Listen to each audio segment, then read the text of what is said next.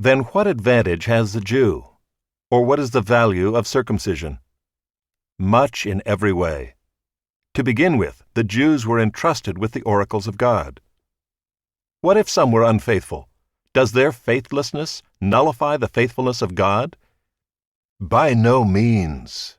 Let God be true, though every one were a liar. As it is written, that you may be justified in your words, and prevail when you are judged. But if our unrighteousness serves to show the righteousness of God, what shall we say? That God is unrighteous to inflict wrath on us? I speak in a human way.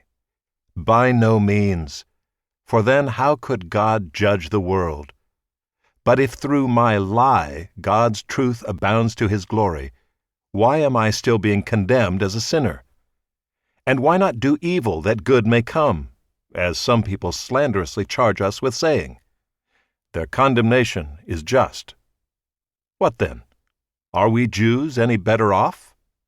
No, not at all, for we have already charged that all, both Jews and Greeks, are under sin, as it is written. None is righteous, no, not one. No one understands.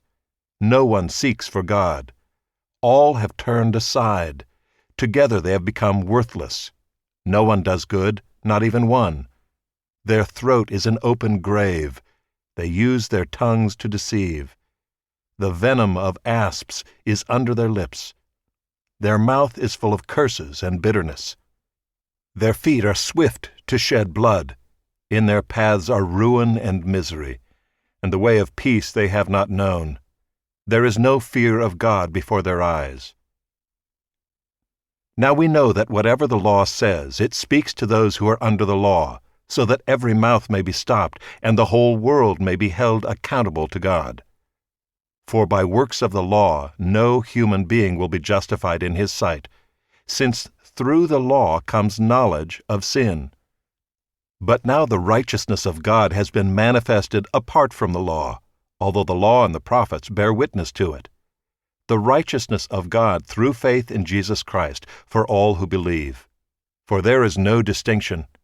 For all have sinned and fall short of the glory of God, and are justified by his grace as a gift, through the redemption that is in Christ Jesus, whom God put forward as a propitiation by his blood, to be received by faith. This was to show God's righteousness, because in his divine forbearance he had passed over former sins. It was to show his righteousness at the present time, so that he might be just and the justifier of the one who has faith in Jesus. Then what becomes of our boasting? It is excluded. By what kind of law? By a law of works? No, but by the law of faith. For we hold that one is justified by faith, apart from works of the law.